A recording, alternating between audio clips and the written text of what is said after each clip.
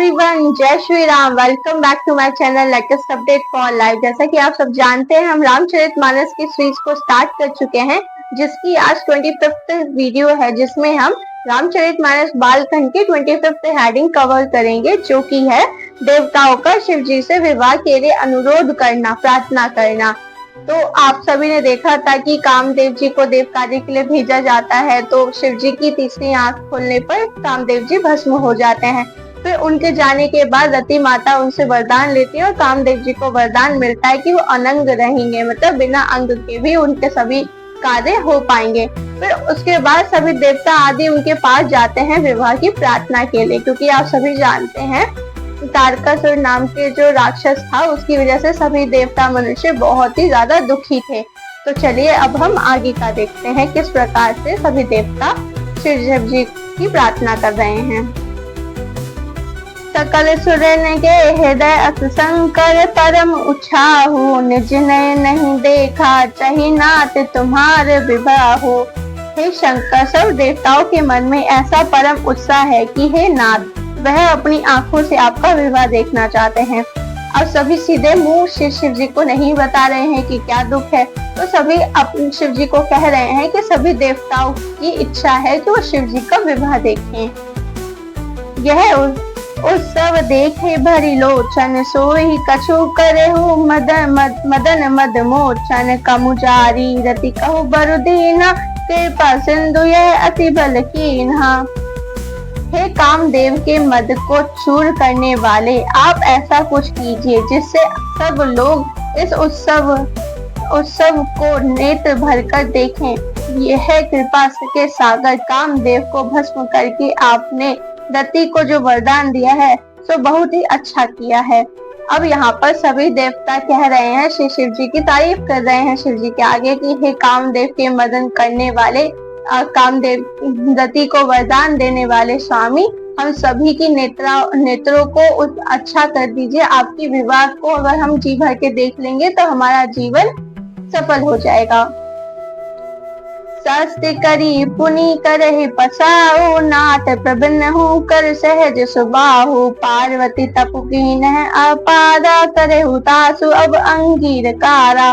हे नाथ, श्रेष्ठ स्वामियों का यह सहज स्वभाव ही है कि वह पहले दंड देकर फिर कृपा किया करते हैं।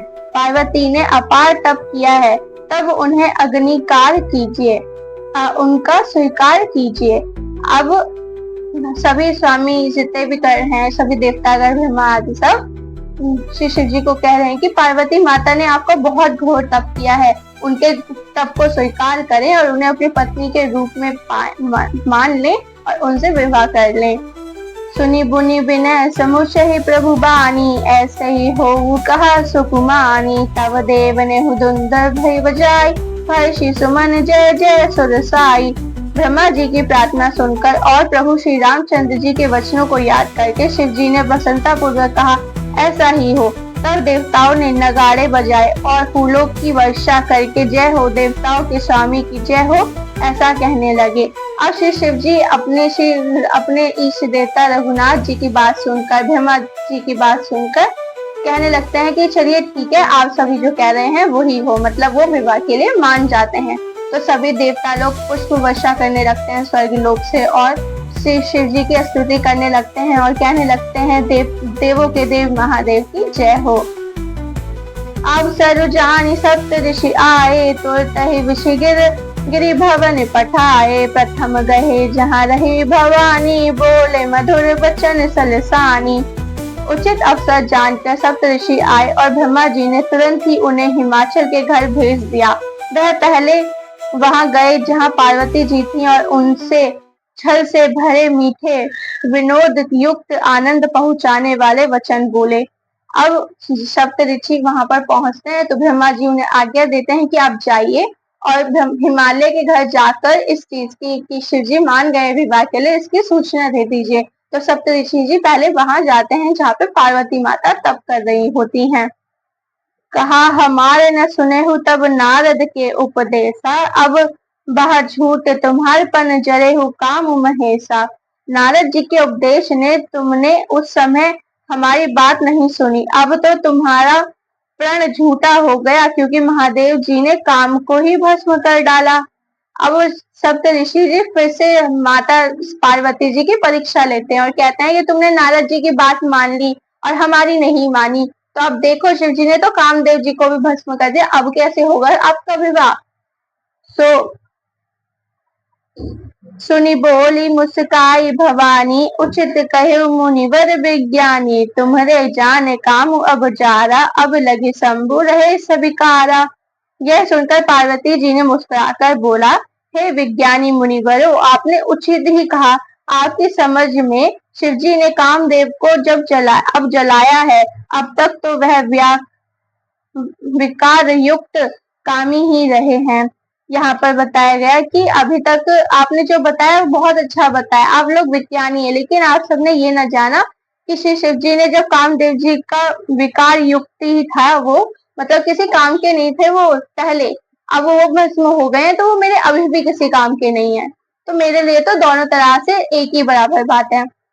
मतलब कामदेव जी जिस कार्य के लिए गए वो तब भी वो कार्य नहीं कर पाए, तब भी वो पार्वती जी को ही करना पड़ रहा है, तो कामदेव जी उनके लिए किसी भी कार्य के नहीं रहे।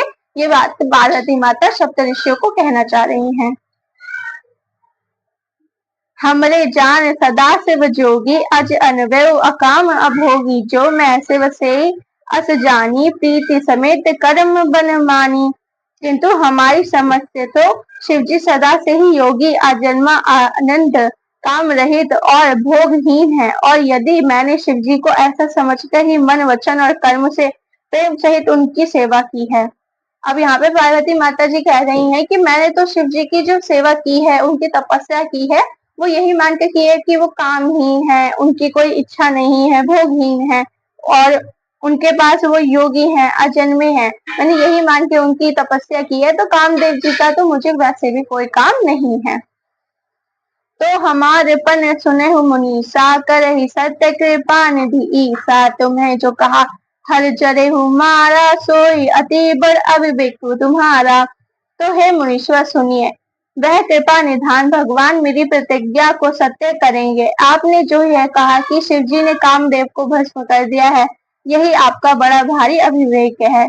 अब यहाँ पर पार्वती माता कहती हैं कि जो भगवान है, देवों के देव हैं, वो मेरा भी कल्याण करेंगे जैसा उन्होंने कामदेव जी का किया।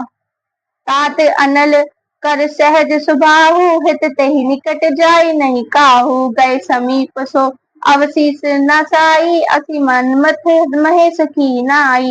हे तात, अग्नि का तो यह सहज स्वभाव ही है कि पाला और उसके समीप कभी जा ही नहीं सकता, और जाने पर वह अवश्य नष्ट हो जाएगा। महादेव जी और कामदेव के संबंध में भी यही न्याय बात समझना चाहिए।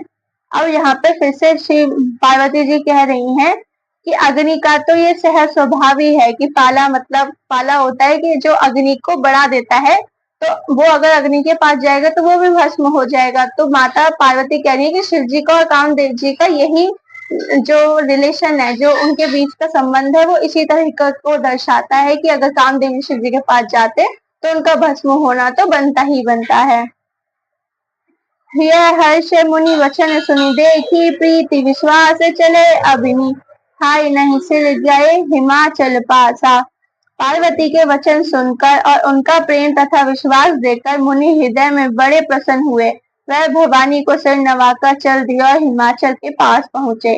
अब उनकी बातें, श्री पार्वती जी माता की बातें सुनकर सप्त ऋषि वहां से चल दे बनते हैं, माता को नमस्कार करके हिमाचल के घर, और उन अपने मन में कहते हैं कि भवानी का जो हट है, जो उनका प्रेम है, वो बहुत ही ज्यादा सुंदर है और अत्यंत बलशाली है। हृदय विचार शंभु प्रभुताई, सादर मुनीश्वर लिए भुलाई, सुदिन सुनत सगुराई सोचाई, बेगी बेद विधि लगन धराई। शिव जी के प्रभाव को मन में विचार कर हिमाचल ने शेष मुनियों के आदर पूर्वक बुला लिया और उनसे शुभ दिन, शुभ नक्षत्र और शुभ घड़ी, शुद्ध वार वेद की विधि के अनुसार शीघ्र ही लग्न निश्चय कराकर लिखवा लिया। अब सप्त ऋषि पहुंच गए हैं मतलब हिमाचल के घर पर शिव जी का संदेश लेकर, और वहां पर जाकर जो हिमाचल है वो सभी वेदों के गुणगानों को लेकर सभी योग मुनियों के साथ जो भी अच्छी तिथि है विवाह के लिए, लगन के लिए, वो निकलवाना, नक्षत्र दिखवाना शुरू कर देते हैं। पतई सप्त ऋषि सोई दीनी गही, पद विनय हिमाचल कीनी, जाई विदेहि तिन दिन है सुपाती, बाचत प्रीति न हृदय समाती।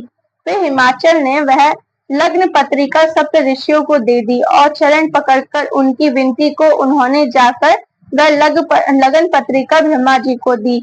उसको पढ़ते समय उनके हृदय में प्रेम समाता न था।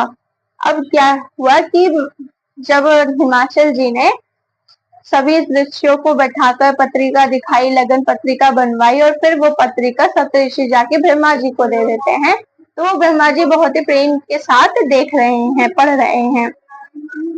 लगन बाची अज सबहि सुनाही, हर्ष मुनि सब सुर समुदायी, समन वृषि नभ भाजन बाजे, मंगल कलश दसे उदिसी साजे। ब्रह्मा जी ने लग्न पढ़कर सबको सुनाया। उसे सुनकर सब मुनि और देवताओं का सारा समाज हर्षित हो गया। आकाश से फूलों की वर्षा होने लगी, बाजे बजने लगे और दसों दिशाओं में मंगल कलश सज दिए। अब ब्रह्मा जी ने जो लगन है वो पढ़ी और पढ़ने के बाद हर जगह बहुत ही खुशियां मनने लगती हैं, हर जगह से दुख रहित हो जाती है पूरी पृथ्वी, हर जगह पे खुशियां होने लगती हैं। ब्रह्मा लोक से स्वर्ग से पुष्प वर्षा होने लगती है, हर जगह पुष्प खिल जाते हैं और हर तरफ ढोल नगाड़े बजने शुरू हो जाते हैं। तो हमारी 25th हेडिंग यहाँ कंप्लीट होती है। हम अपने नेक्स्ट वीडियो में मिलेंगे जहाँ पर हम शिव जी की विचित्र बारात और विवाह की तैयारी देखेंगे। शिव जी की बारात में कैसे कैसे कौन कौन लोग आते हैं वो सब हम इसमें देखेंगे। तब तक आप अपना ख्याल रखें, मेरे चैनल से जुड़े रहें। जय श्री राम।